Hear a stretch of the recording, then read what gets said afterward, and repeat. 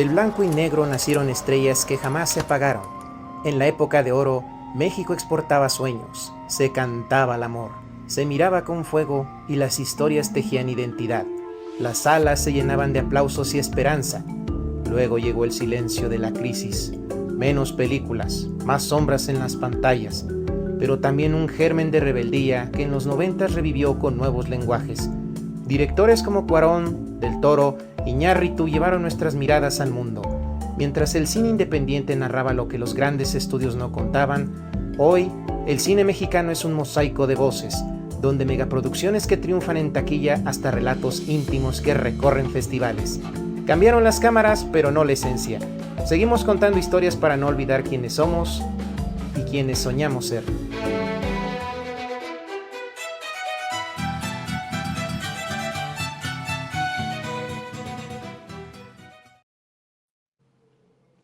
¿Quién no ha llorado con una canción de Pedro Infante? ¿Quién no se ha reído a carcajadas con una comedia de Derbez? ¿O quién no se ha quedado sin palabras con una producción de Guillermo del Toro?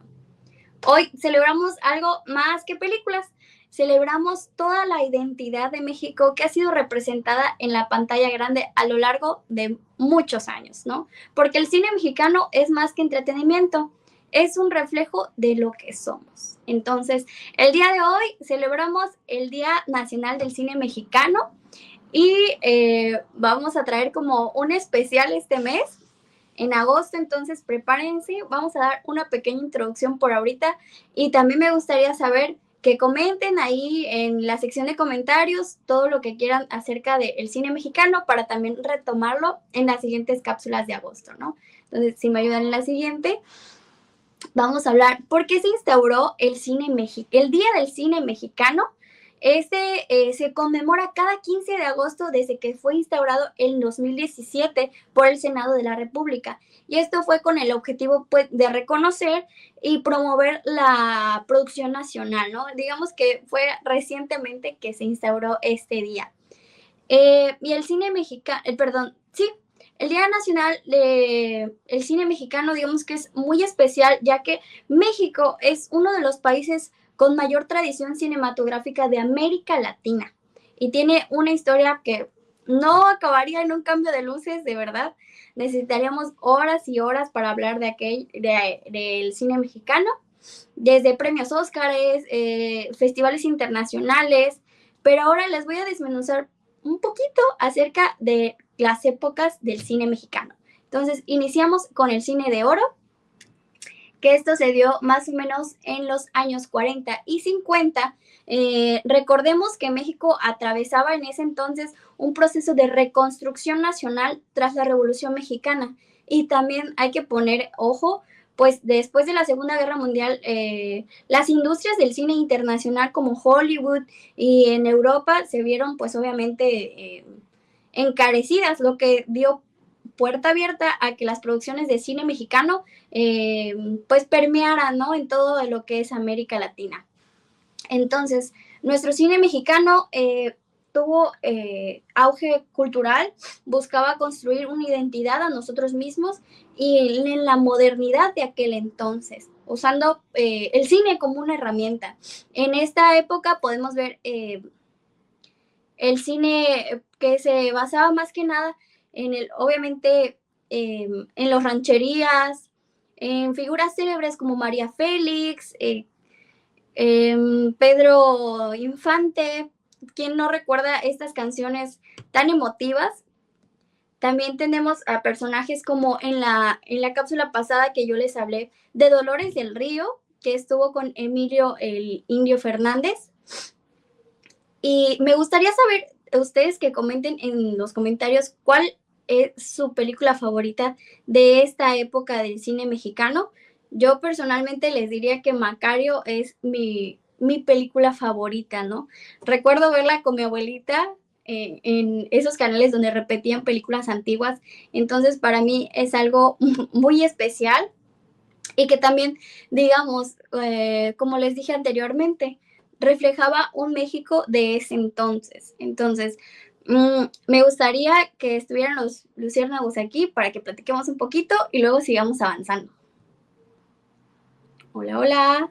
Y sí, ¿cómo estás, Jax? Muy buenos días. Bienvenida nuevamente aquí a Luces Mañaneras con esta gran sección de cambio de luces hablando del cine mexicano en este Día Nacional del Cine Mexicano que se celebra este viernes 15 de agosto.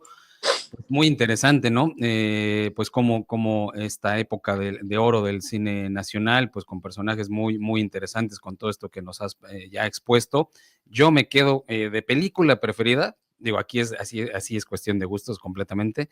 A mí la de Dos tipos de cuidado sí me puede, me puede encantar y la puedo ver miles de veces. La he visto miles de veces y la puedo ver miles de veces más. De verdad es que ahí el mano a mano entre Pedro Infante y Jorge Negrete es de lo más, para mí, de lo más icónico que ha existido en el cine mexicano. Pero bueno, ahora sí que es cuestión de gustos. Claro. Sí, pues qué gusto saludarte, Jacqueline, y con este tema Hola. que también genera muchísimas pasiones y qué bueno, la verdad que se recupere esta herencia del propio cine mexicano, porque más allá de los altibajos que ha tenido, porque habría que señalarlo, no siempre ha sido buen cine mexicano, ha habido cine mexicano para llorar, ha habido, me refiero, y no para llorar por la calidad de que nos estén transmitiendo una buena historia, sino por lo malo que está, que se hizo en alguna época, pero también al revés, un cine mexicano de total calidad a la altura de los mejores del mundo y que sí, pues hemos tenido varias épocas. A mí me gustaría nada más recuperar también que, bueno, pues el cine mexicano, decíamos, tuvo también una inspiración, una base, sí, nacional, sí, de gente mexicana que lo empezó a realizar, pero destacar también el caso de Sergei Eisenstein, este cineasta y artista ruso, comunista y no comunista precisamente de la corriente de Joseph Stalin en ese momento, sino disidente del propio Stalin, pero comunista al fin, que en su admiración por México empezó a realizar en la década de 1930 la película Que Viva México. De manera desafortunada, quedó inconclusa, se grabó durante 2 años, 1930-1932. Hoy se presenta, la verdad, como si fuera ya una película acabada y por eso muchas veces no se le entienden a las propias imágenes. La verdad es de que nunca se concluyó, pero vaya visión que también en materia de fotografía, en materia paisajística, se puede pues apreciar ahí. Y eso decíamos, pues finalmente también marca el propio cine mexicano. O Santa, esta película ya posterior, por supuesto, ya con cineastas totalmente mexicanos y con producción mexicana, y que pues prácticamente empiezan a reivindicar el propio proceso revolucionario que había acontecido en México y que se nutre desde la fotografía de los propios muralistas del movimiento muralista mexicano, y de la fotografía incluso de personajes extranjeros que vinieron a poner una impronta muy importante como Tina Modotti, y todo el grupo de surrealistas que vinieron,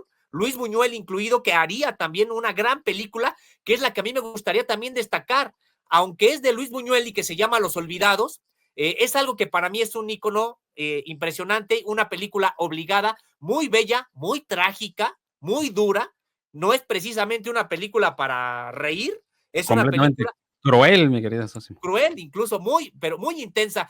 Es una película impresionante. La verdad, yo me quedaría con esa, pero solamente en un aspecto. Igual que Sergio, yo admiro muchísimo la comedia ranchera. En efecto, para mí, Dos tipos de cuidado, que habría que señalarlo, pues tienen sus clichés machistas, ¿no? De la época, tienen sus clichés también de a veces un nacionalismo rampante, sí, con todo y ese tipo de clichés, yo también me quedo con Dos tipos de cuidado. Para mí es una película muy buena, y otras, sobre todo de Jorge Negrete. Yo soy más de Jorge Negrete que de Pedro Infante. Y la verdad es que, y en materia de comedia, pues, ¿cómo dejar fuera al único Germán Valdés Tintán?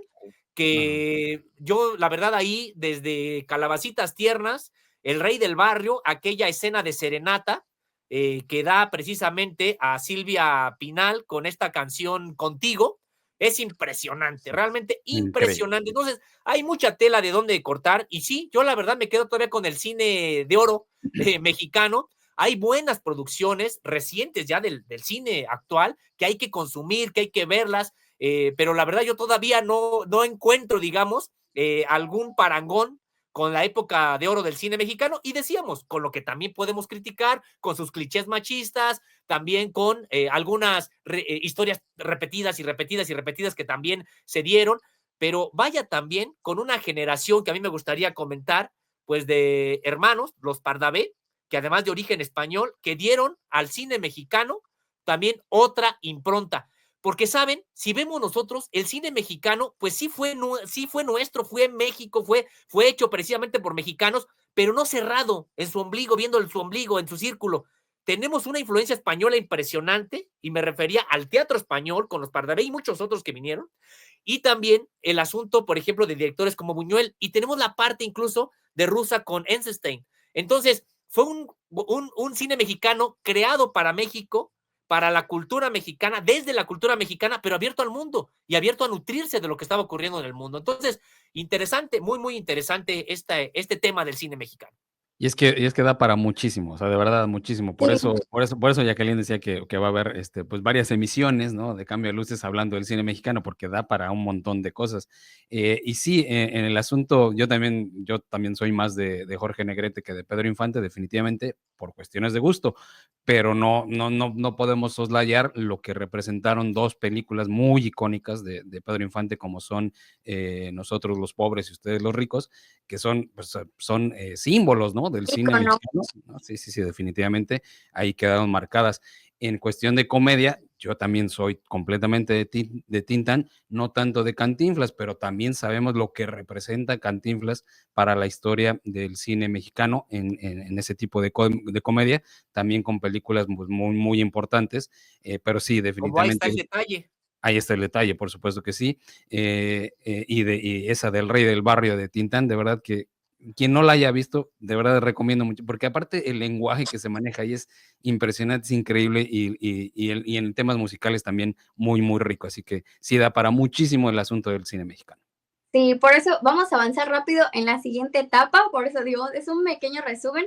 Vamos a los años 70 y 80, que recordemos que en 1968 fue la matanza de Tlatelolco, lo que tuvo una repercusión pues muy grande en el cine mexicano. Recordemos que pues el cine es el reflejo de la realidad que estaba atravesando el país, ¿no? Y este tipo de cine en estos años fue cuando se agudizó más la expresión como más crítica, más hacia digamos, como estaba en la economía, enfrentaba devaluaciones, inflación, deuda externa, y esto obviamente afectó al cine, en menos presupuesto, menores producciones, pero no cesó el cine. Fue más que nada eso también lo que promovió más a que la gente hiciera más críticas, y lo que veíamos en pantalla eran contestaciones sociales fuertes, cargas críticas hacia el sistema, hacia la política, a la desigualdad, hacia los contextos rurales, y como justamente veíamos en el anterior bloque, donde era todo esto de ranchería, y cuando ya la globalización alcanzaba a México, era, bueno, todos, no todos nos estamos globalizando, ¿no? Que paréntesis, pues hasta el día de hoy siguen habiendo muchas desigualdades sociales, ¿no?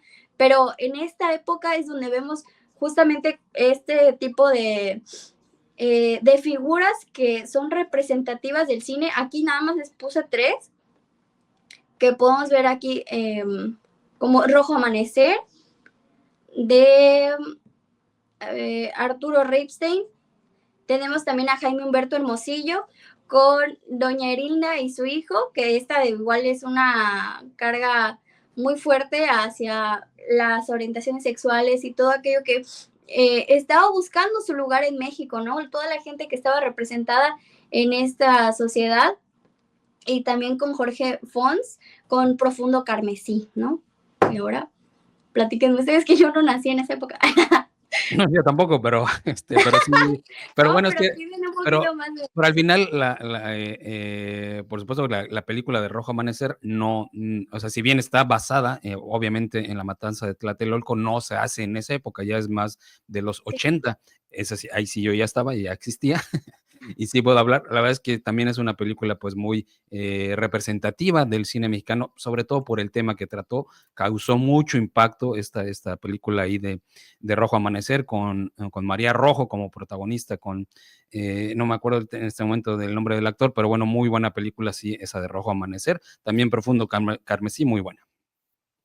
Sí, señalar precisamente que la década del 1970 ocurren una sacudida en el propio cine mexicano porque ya se había agotado, digamos, mucha de la narrativa que venía de los 40, los 50, ya en los 60 se empieza a hacer agua, decíamos, agotarse esta narrativa, pero ocurre algo más, es decir, el contexto internacional y por lo tanto también nacional es el de la Guerra Fría.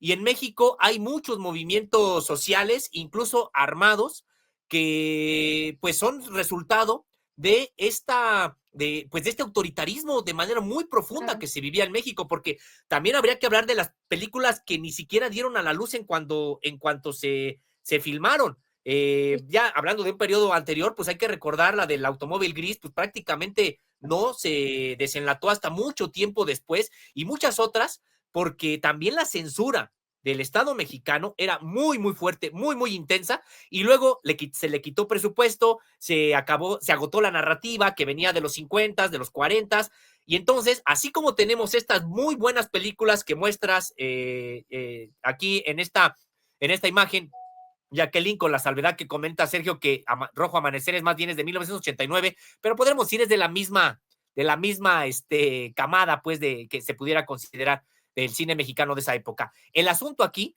es que también hubo muchísimas películas que ahí sí, pues hoy podríamos decir no muy buenas, de estas cintas que se les llamó de ficheras, de estas cintas de una comedia fácil, vinculada más bien hasta, o rayando a veces hasta en la pornografía. Sí, o sea, también ocurrió eso en el cine mexicano, con algunas que se pudieran rescatar de ese tipo de comedia, pero que en términos generales, pues sí no fue el buen cine que tuvo, por ejemplo, la época de oro, ¿no? Con estas excepciones como las que estás mencionando, que por supuesto hay que destacar, y que decíamos, pues aquí confluyeron tres asuntos: lo que estaba ocurriendo a nivel internacional con la Guerra Fría, que en México se tradujo en mucha censura, en mucho autoritarismo, en la quita de presupuesto precisamente para las propias grabaciones, y lo otro, el agotamiento de la narrativa que venía de la época del cine de oro.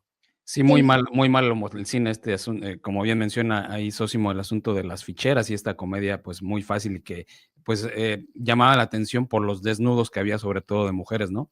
Y con personajes como Rafael Inclán, el Caballo Rojas, ¿no? Con todos estos, la grosería fácil, por así decirlo, ¿no? Sí, muy mal el cine en esa época, pero bueno, pues existió y tuvo de alguna manera su impacto en los consumidores de aquella época, pues sí se consumió bastante este tipo de cine.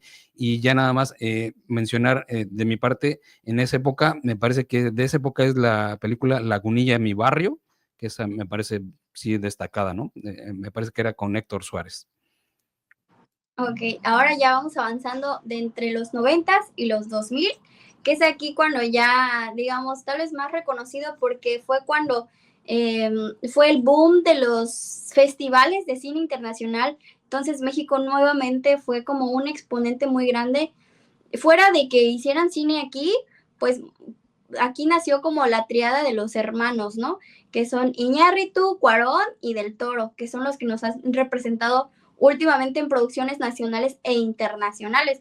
En esta época se caracteriza más que nada por la crítica ya más hacia la violencia, hacia la migración, hacia el narcotráfico, que son temas ya más actuales, crisis familiares, choque de clases sociales, que es lo que les decía, que había nacido como la espinita en el bloque pasado, pero que ahora vemos que ha sido todavía muchísimo más notoria la diferencia entre las clases sociales y que el cine ha representado en esta época. También surgió pues esta nueva camada con un enfoque más autoral, ya un cine más técnico, con un nivel un poquito más de estudio, más que solamente como digamos, empírico, ¿no? Y como les comentaba, ya existían festivales de cine internacional, lo que hacía la exigencia todavía un poquito más grande, ¿no? Y aquí tenemos, obviamente, a la triada de hermanos, como se les ha dicho varias veces. No podemos olvidar a Iñárritu, y tu mamá también, Roma, Niños del Hombre. Niños del Hombre creo que es mi favorita de él. Gravedad y El prisionero de Azkaban, que es la de Harry Potter, que mucha gente internacionalmente ha dicho que ha sido su favorita. Y pues, no es casualidad, es pues por nuestro mexicano, ¿no? Del Toro, pues ha sido muy reconocido también por El laberinto del fauno, recientemente por Pinocho, que fue en stop motion, una joya. De esa sí les puedo hablar un poquito más a detalle. La forma del agua, que fue igualmente muy aplaudida en su momento, y que también ahí hubo una controversia porque era una historia que según ya se había hecho anteriormente. Sin embargo, el nivel al que lo llevó Del Toro, o sea, no tiene comparación, ¿no? Hellboy, que también es una producción pues ya un poquito más de los 90s.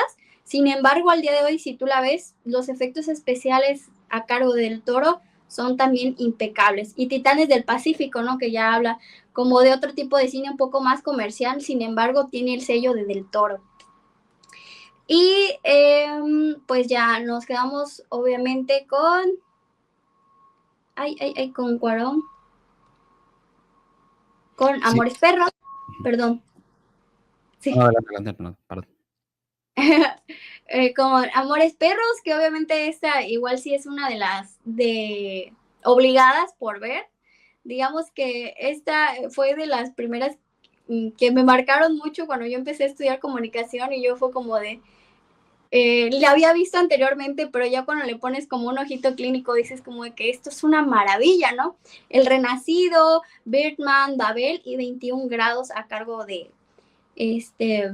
Iñárritu. Entonces, ya de estas producciones, digamos que son como las más destacadas a nivel festivales y a nivel comerciales que se sabe, ¿no? Porque además de ellos hay una camada de cineastas muy grandes e independientes, también producciones independientes que han marcado, ¿no? Y si me ayudan con la siguiente. Ahora sí, ya digamos como en la actualidad, tenemos una nueva generación de cineastas como Tatiana Hueso, que ella ha estado en producciones como Noche de Fuego, Eco y Tempestad. Lili Áviles, que se destaca más por la reciente producción de Huesera, igual la recomiendo, muy buena.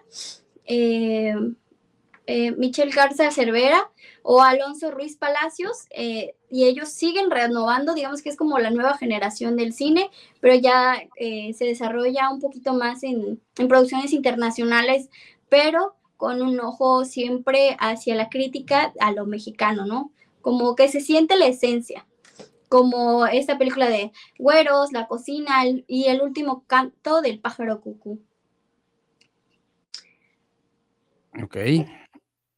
No sé si seguía más presentación, no sé. No, ya, ahora. Ok. Bueno, es que yo de este lado no puedo ver comentarios, entonces me encantaría, obviamente, nutrir con los comentarios de la gente y también los de ustedes. Sí, claro, ahora vamos a ello. Nada más comentar previo a este asunto de ya de los años 2000, me gustaría comentar nada más rápidamente la película Como agua para chocolate, que también fue muy simbólica en la historia del cine mexicano, basada en el libro de Laura Esquivel, esta película dirigida por Alfonso Arau, que también pues tuvo mucho impacto entre la audiencia, pues sí fue muy taquilla y la verdad que muy buena película, Como agua para chocolate, esta de los años 90, y ya en lo que tocabas de los años 2000 con la aparición de estos tres amigos, ¿no? De Cuarón, de González Iñárritu y de Del Toro.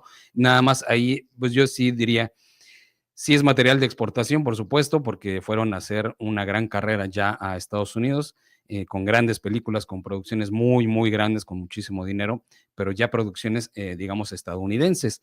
Se Sí. podría considerar cierta parte como de cine mexicano por ser los directores mexicanos y por tener en su equipo de producción a mexicanos.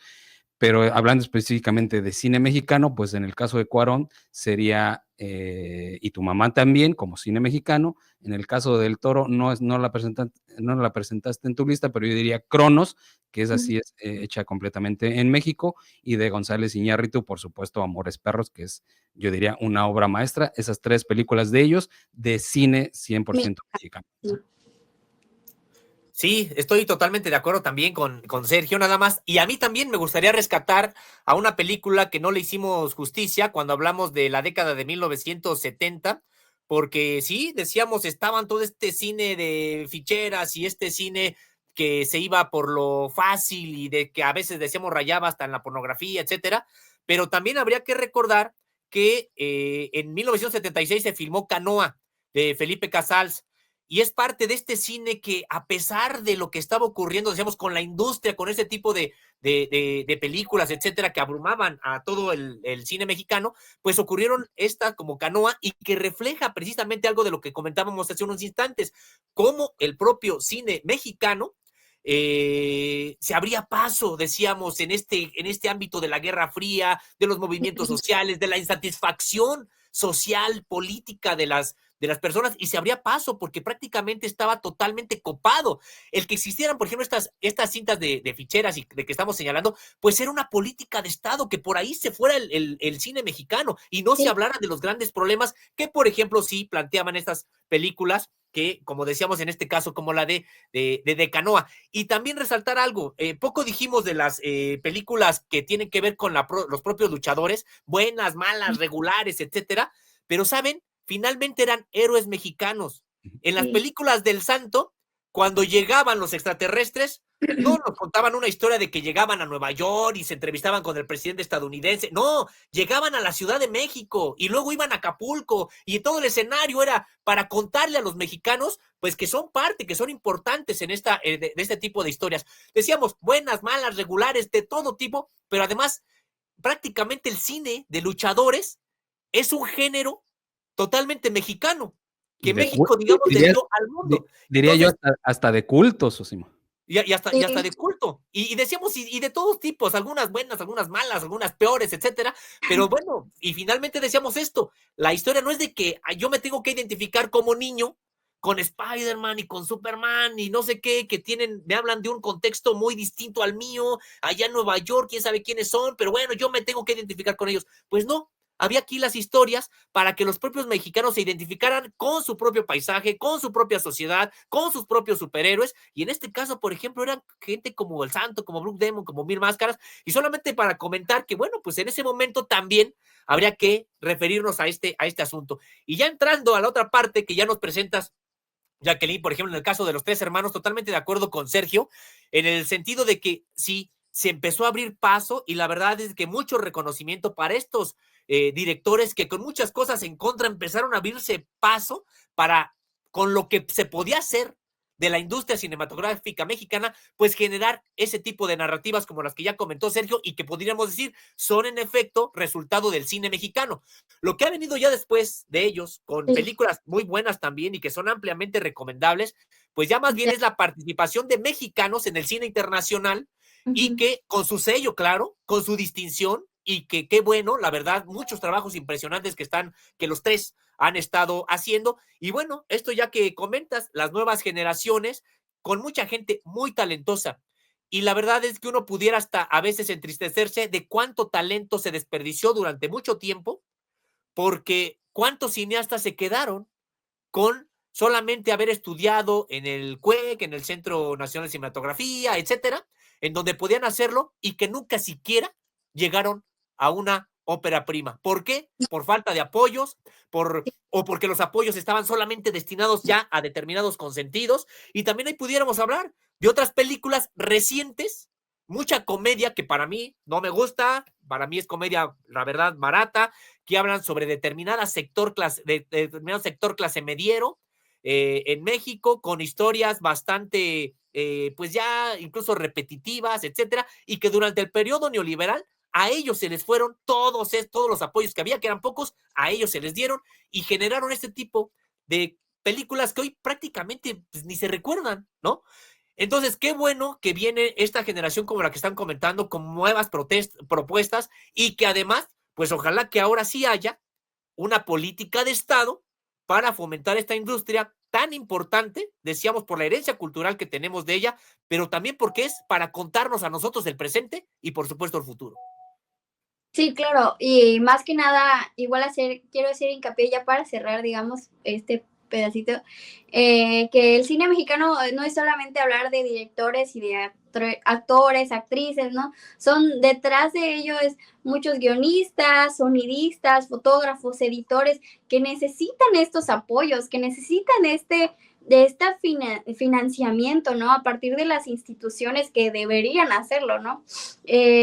Todos los que hacen pues que todas esas producciones lleguen a la pantalla grande e incluso la pantalla chica, ¿no? Ya que hemos visto que hay varias cadenas de streaming que también han puesto el ojo y pues, digamos, financiamiento en producciones mexicanas, ¿no? Y que pues lamentablemente si el Estado no lo hace, pues de una u otra manera el cine tiene que salir, ¿no?